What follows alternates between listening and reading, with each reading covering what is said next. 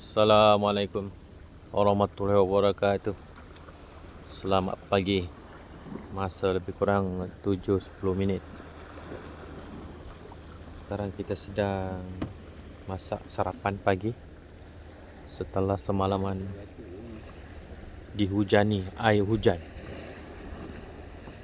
Joran sangkut lekat pula dah.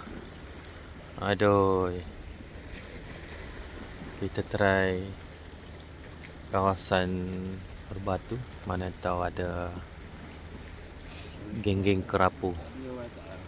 Sebelum kita teruskan, apa kata kita sedang memanaskan makanan. Nah, udang ah. Oh.